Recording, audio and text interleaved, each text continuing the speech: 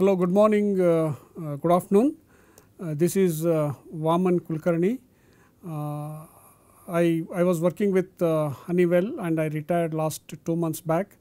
Right now I am a consultant. I was with Honeywell for last 14 years, basically in charge of all the mechanical systems development. As part of that additive manufacturing technology I developed in India, and we set up a state of the art lab in Honeywell. Before joining Honeywell, I was with Gas Turbine Research Establishment for 21 years, and I was responsible in developing the engine controls as well as the performance and simulation for the Kaveri engine. So that's been my brief background. Today's topic is on the supply chain for additive manufacturing. There is lot of discussions going on today on additive manufacturing and the benefits what additive manufacturing is bringing. So, because of the key benefits what additive is bringing, it is going to make the supply chain that much more simpler and then easier for us to manage. So, when I talk about the supply chain, I am talking about the end-to-end things here. That is, once we have the design, we look at all the inputs, the raw materials which are required, and then go through the complete manufacturing cycle to produce the part and then deliver it to the customer.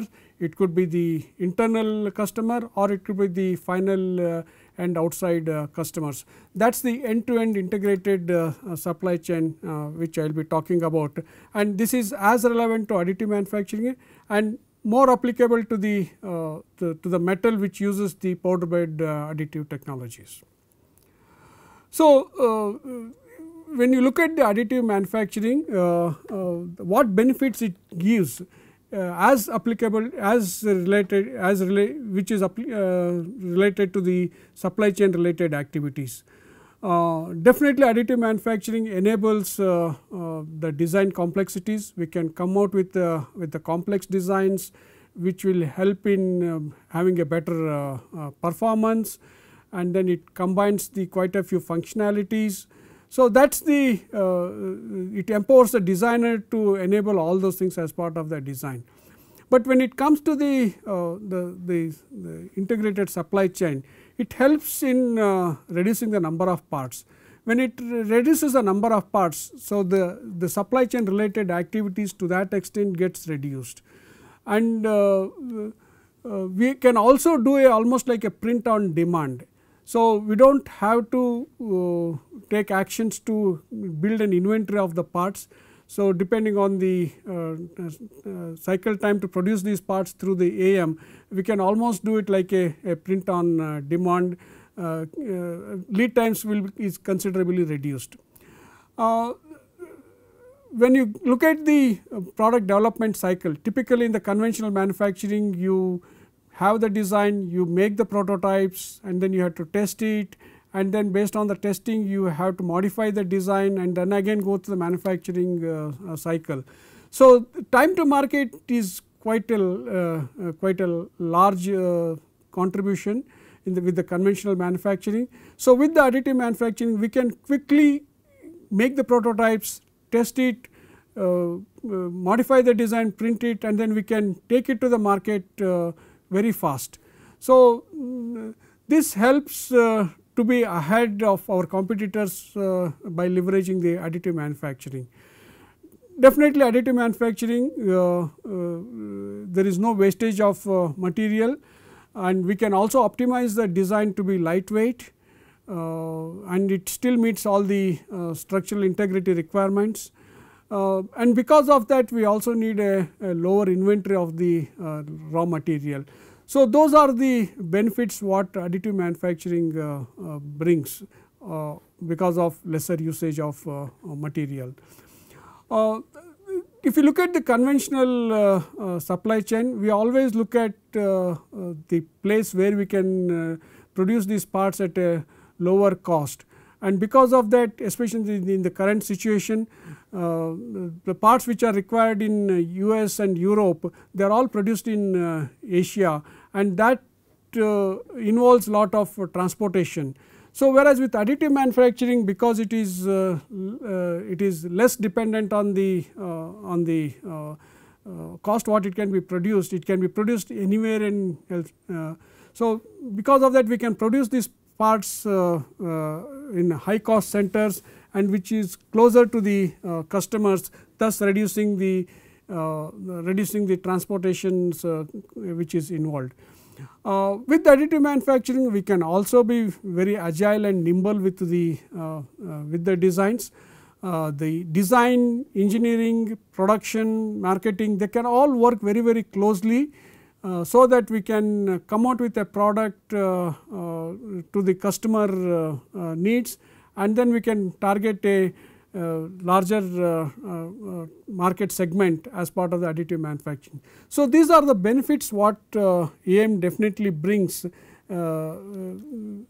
the supply chain related activities. There are few challenges today with the additive manufacturing, so which we need to be aware of, especially the part when we produce it out of additive manufacturing, will not be able to achieve if it is a very close tolerance. Anything which is less than 50 microns is difficult to achieve by additive manufacturing. So, you may have to do a lot of post machining which will be involved, and the same thing is true with the surface roughness. The build quality itself, that there are some uncertainties in terms of the build quality which has to be established. This build quality is related to the residual stresses which could develop as we print the part. It could be related to the sintering distortions, which is difficult to predict it analytically, especially in the large size parts. So, those are the things which the technology is developing and is evolving, especially when you look at the critical parts, we need to keep these things in mind. And the size of the part itself is again a limitation, because the build size is the one which drives this. Most of the machines which are available today can build up to 400 millimeter by 400 millimeter height or 500 millimeter height, but there are machines which are coming out with multi lasers which can increase these size, but still under development and evaluation. And then the material itself, there are constraints what materials we can build, especially when it comes to the magnetic material or the hardened steels or the forged materials, which is difficult to come out with the additive manufacturing. There are quite a few post processing needs for the AM build parts. The most important thing is the minimum thing what a part is subjected to is the stress relieving, because lot of thermal stresses are developed when we build these parts. And then to have a uniform density, we also do a hot isostatic pressing of the parts, which is a heap process which we typically call it. It improves the material strength and then gets a uniform microstructures. In most of the cases, again we do the minimum surface finish related activities like shot peening or the chemical etching. So, those are the things which is minimum required on an AM part, and in quite a few cases to meet the dimensional accuracies, we may have to do some sort of a post machining. So, these are the today's challenges on the AM build part. So, what impact 3D printing is creating on the supply chain? So, this is an important question, and there is lot of interest shown based on the advantages which I mentioned in my first chart. So, it drastically reduces the supply chain cost by eliminating the high volume production facilities which is typically there in the conventional supply chain, and it almost have a very minimum effort which is required for the low level assembly. In most of the cases we will be able to consolidate the design and then come out with a design by part consolidations. So, there is a big impact on the inventory and the logistics because of supply chain benefits. So, as I mentioned earlier, it is almost like print on demand. So, we do not have to build an inventory of parts because of the cycle time which is involved, and similarly on the logistic piece there is very less wastage of the raw material, and the only raw material in this case is the powder. So, we just need to manage the powder and then the part is built out of that. And because of the consolidation also there are quite a few examples of part consolidations where 160 parts of an heat exchanger is reduced to just one assembly. So, the number of parts which we need to handle for the full product is also reduced. So, if you see the differences, the traditional supply chain model and the additive manufacturing model, I have the next few slides which pictorially talks about this. The weight of the part is considerably reduced in the additive manufacturing, whereas in the traditional manufacturing we have the weight of the part and number of parts are also higher. And typically in the supply chain type of things we need to manage the inventories. So, typically we manufacture the parts and then keep it in the warehouses, and then from there it goes into the network of customers. And this inventory we need to maintain because of the long lead time which is involved in the traditional supply chain model, and then we always look at where we can produce it at a lower cost, and because of that we have a high transportation cost which is involved, which adds to the large carbon footprint. In the additive manufacturing model, it is almost like the customized production. Even the small changes which the customer wants, we will be able to quickly incorporate and then deliver it. So, it becomes a custom things which IAM enables. And we do not have to maintain a big inventory. It is almost like on demand we can build the parts because the cycle time involved is very less, and it can be printed locally closer to the customers. We do not have the entire logistics associated with the warehouse is not needed. There is very less transportation cost which is involved, which ensures that we have a very low carbon footprint. And the inventory what we need to manage here as far as the raw material is concerned is only powder. So, there is no other raw material which is involved as we manufacture these parts. So, the inventory management of raw material also becomes very minimum. So, this shows the pictorially the difference between the subtractive manufacturing and the additive manufacturing. This is a nice chart. You can see the things which are marked cross on the right hand side, which is required in the subtractive manufacturing. Large lead times, since we can almost like a customized product we can build it, we do not have a large lead time which is involved. High transport cost we do not have because we can produce these parts locally and then we can deliver it to the customers or the local dealers. The high labor cost because of the lot of assembly which is manpower intensive type of activities which is involved, which is very minimum in case of additive manufacturing, because most of the part consolidation will take care of that. And then since it is not dependent on the manpower resources, we do not have to produce it in remote locations. So we can have these things where the demand is there for that product in a localized way. The other important input for the additive manufacturing is the CAD model, so which is a software model, and then when we circulate these CAD models, there are IP related things which are involved. So we need to address that, having a proper IP protection things in place as we transfer these models all over the world, depending on where it is finally getting manufactured. So, if you look at the supply chain cycle here, so you can see that in the bottom we have the customer demand coming in, and then we reorder these parts based on the customer inputs, and then when it is typically the minimum inventory what we need to keep to address this the cycle time which is involved in this complete supply chain cycle. So, we based on that decision is made on reordering and the volume of reorder which needs to be in place, and typically it is always based on the previous data based on which we decide that what is the volume of reorder which needs to be manufactured.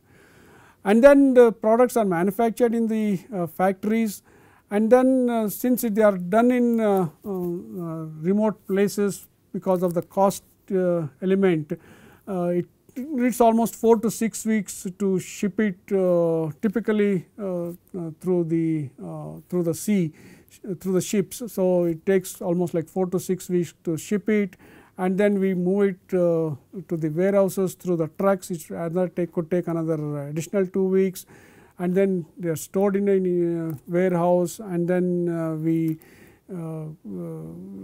then give it to the dealers and then to the which reaches the customer. So, that is a typical cycle which is involved in a traditional supply chain model.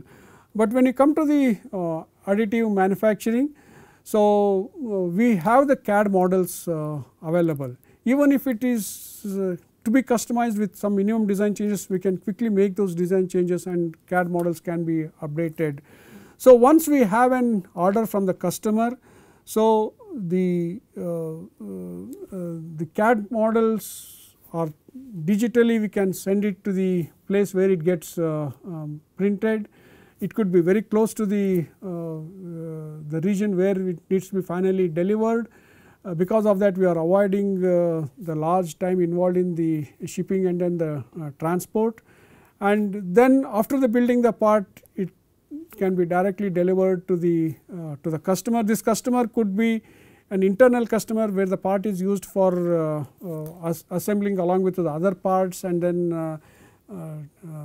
doing the final testing, or it could be it can get into the minimum inventory which will be maintained to keeping in mind the very less cycle time which is involved. So, that is what is done in the AM supply chain model. So, the typical supply chain cycle, the difference between conventional supply chain model and AM model is very clearly explained in these two charts.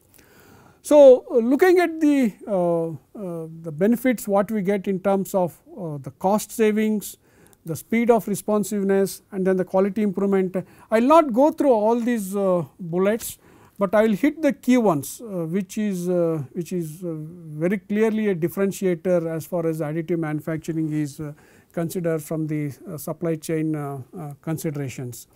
So, the key thing is we can customize the part, and because of that we do not have to keep the bulk inventory.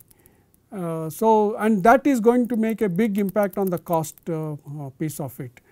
And then transportation cost we talked about, it is another big savings what we can have from the cost point of view. In the conventional manufacturing there is also what is called as the minimum order quantity MOQ which needs to be done, whereas we do not have those minimum order quantity additive manufacturing. So, we can, even if it is a very low volume sort of things, we do not have to unnecessarily build a minimum order quantity and then store it and then manage it.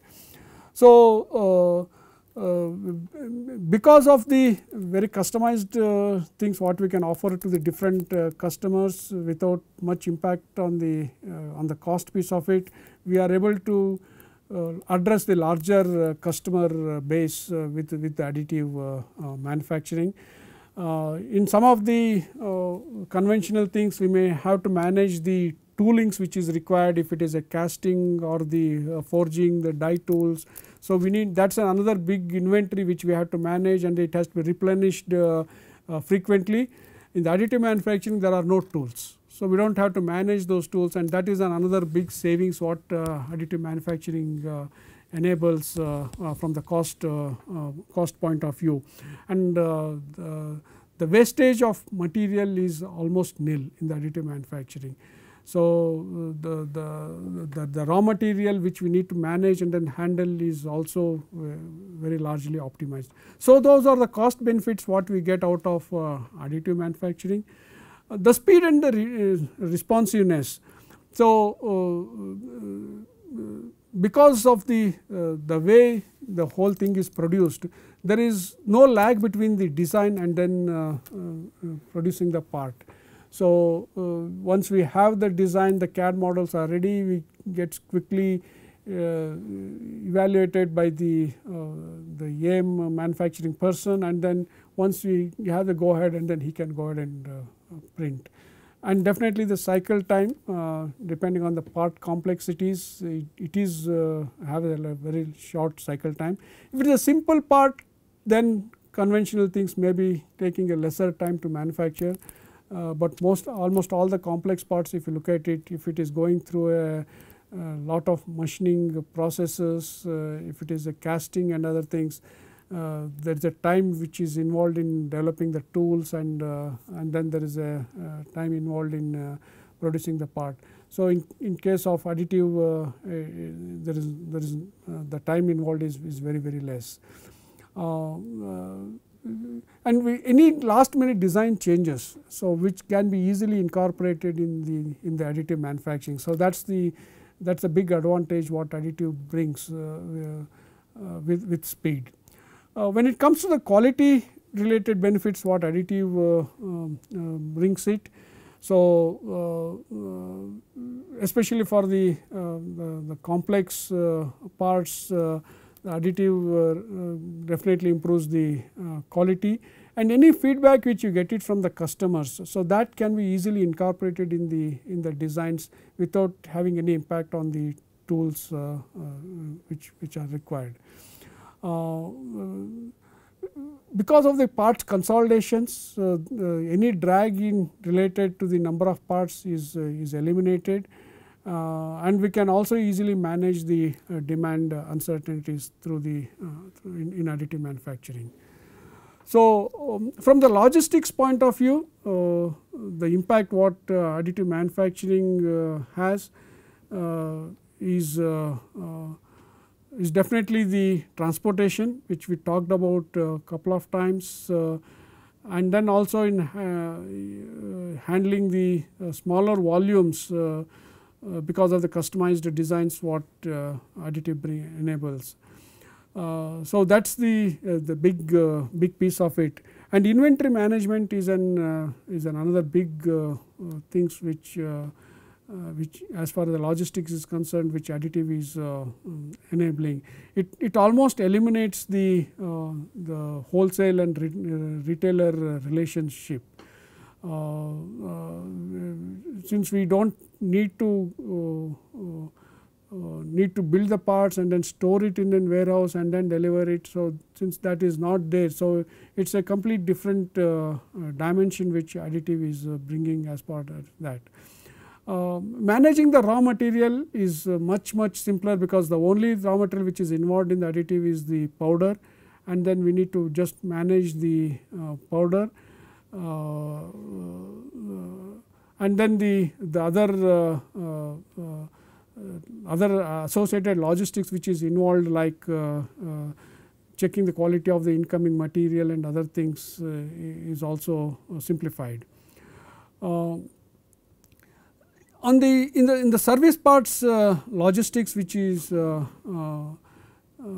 typically talks about lot of inventories. So, the way it is done in additive manufacturing is you have the designs ready, and then when the customer request, we just have to validate the design, and if there are any minor changes you just incorporate on the library of models what we have, and then we can send it for printing, and then we can deliver it to the customer. So, there is the concept of the warehouses, both global and national things will not be needed as part of the. So, that is a big benefit on the logistics industry what additive is bringing. So, when we typically talk about the supply chain, we also relate it to the in-house manufacturing and then the outsourced manufacturing. So, even in traditional things we make a decision on make or buy of a part, and then we look into the costs involved and the infrastructure and the initial investment, and then we make a decision whether it is good to do it in-house or outsource it. So, when it comes to additive manufacturing, a similar decision has to be made whether we need to do it in-house, we need to invest it, or we can leverage the services available through the outsourced suppliers. So, if we the things which help in making that decision is if you have a more frequent design changes, whether it is a prototype or even a low volume production, but the customer needs are having a smaller changes which needs to be done. So, that is where additive infrastructure having internally helps, because it is easy to incorporate, make those changes, and then make those prototypes or the small volume production manufactured. But definitely it involves a higher cost, and if you have multiple AM projects running in the organization, we need to have that flexibility to build those parts. So, that is another reason why we would like to have an in-house facility to print the parts. The other associated thing is, once you have that, we also need to have a skilled manpower who has a very good understanding of the design for additive as well as the manufacturing and the machine related. So, we need to train the people once we do all this in-house. Outsourced things is we are going to depend on the expertise which is available with the service provider for all the AM related things, and then we can take his inputs and then his guidances. We do not have to build that expertise internally. We do not have to invest for the AM machine itself. That is another from the initial invest point of view, we get an advantage by outsourcing it. Especially when we have a complex parts, the expertise available with the service provider could be leveraged rather than building that things internally. But one thing we need to keep in mind when we outsource it is need to ensure that we need to protect the IP things. We need to have enough things in place so that the IP is safeguarded as part of that. And also, if you do not have a bigger strategy for AM and we do not have multiple projects running, that is the other reason why we think of going it for outsourcing.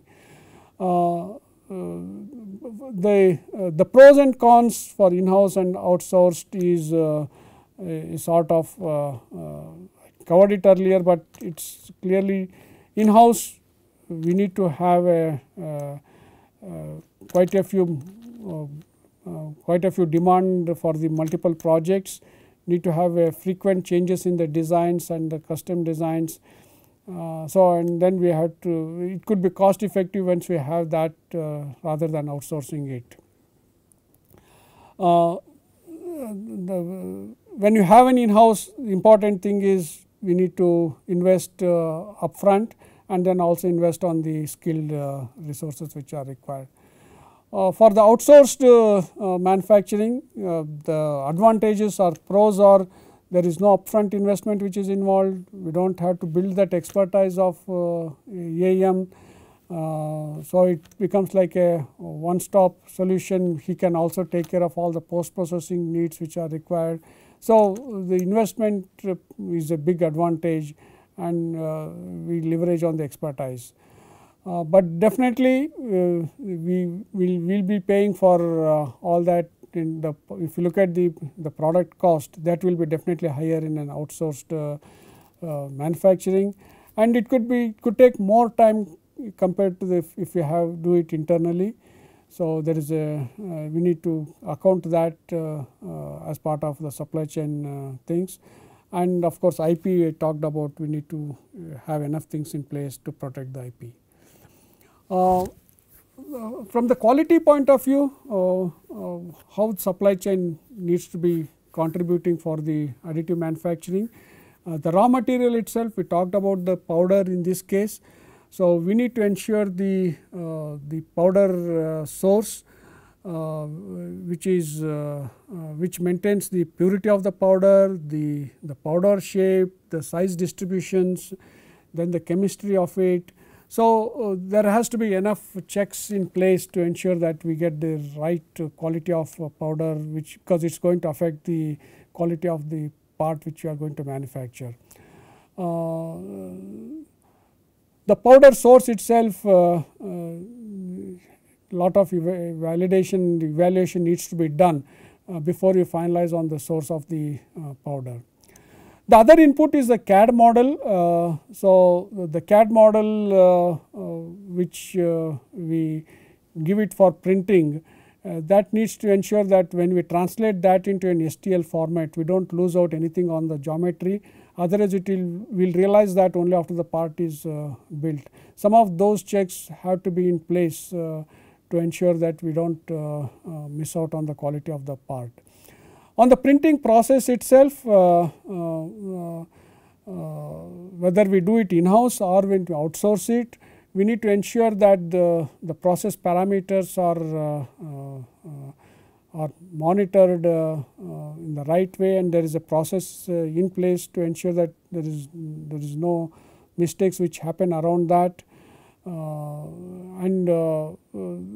Typically most of the metal printing happens in an inert atmosphere. So the inert gas which is involved, so that purity of that, and then the consistent supply of that also needs to be ensured. It's going to affect the build quality. And then of course when we build this part, there could be small machine to machine variations, so that has to be clearly established and then ensured. Some validation needs to be done before we do the mass production of this. A proper machine calibration and maintenance needs to be ensured. The post processing, which is in most other cases, the minimum post processing which is involved is in terms of surface finish and then the stress relieving. So the machineries and equipments which are used for that, and then the proper quality checks on that, and then the maintenance of that, those things have to be ensured. In addition to that, any other post machining has to be done through an approved source. Especially the HIP process is a key thing which could be involved, and then that has to be properly calibrated and then evaluated. So with that I come to my last slide as a conclusion piece of it. How additive manufacturing is enabling the supply chain efficiencies. The ones which are which are written in blue are the ones which is really making a paradigm shift in the supply chain related activities with additive manufacturing. So it simplifies the complete supply chain process itself. So either we look at it from the raw material point of view, or you look at it from the inventory management point of view. So it's simplifying the whole process of the supply chain related activities. The various bottlenecks which could be there in the supply chain, they are all minimized in additive manufacturing. There are questions which are asked why we need to build this part outside the country, why can't it be built in this place. Local manufacturing could be the question which is asked. So, the typical mindset which is there in the supply chain model is identify the low cost areas and then build the parts there. So, that constraint is removed and then that bottleneck is no more there, and because of that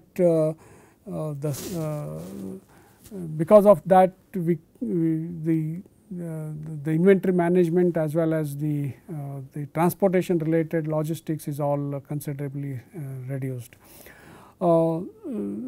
Because of the consolidation of parts which AM is enabling, we are not depending on multiple suppliers to make the full product. So, the number of suppliers we need to manage is very less, and then associated delays is very less. So, most of those things which are real bottlenecks in the today's supply chain type of scenarios are either minimized or completely eliminated.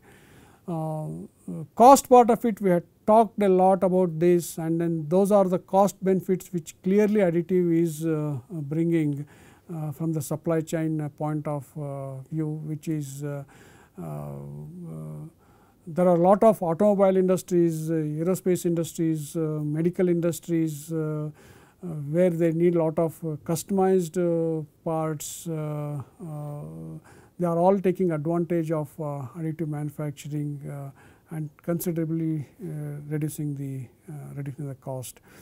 The other big thing which additive manufacturing is enabling is how we can create the obsolete parts. The parts become obsolete either because of the approved supplier is not available, or the tools involved in that are not available. Recreating the tools and then making that part is a time consuming, and it also costs a lot. So, those are the reasons why the part becomes obsolete.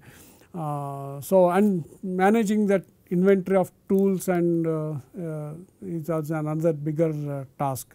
So, we can almost recreate that obsolete parts by just making the 3D model. Even if the 3D model is not available, let us say the part is made some 40-50 years back, where we do only have the 2D drawings, but we can quickly create the 3D model and then we can there is no supplier dependencies involved. So, we can build those parts.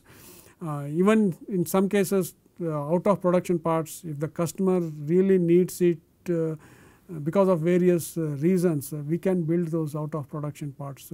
So, those are the things which additive is bringing in as part of the supply chain related activities. It is going to be a paradigm shift, and those are had to be built in as part of our cost models when we evaluate additive manufacturing as all incorporating all these supply chain benefits which helps in making that decision. Of course, I talked about the limitations, challenges of additive manufacturing. We need to keep those things in mind and making that right decisions. So, with that I conclude this topic on supply chain for additive manufacturing, typically as applicable for the metal manufacturing. So, that is what I covered. So, hope this is good information which helps making the supply chain decisions as part of additive manufacturing. Thank you. Thanks a lot.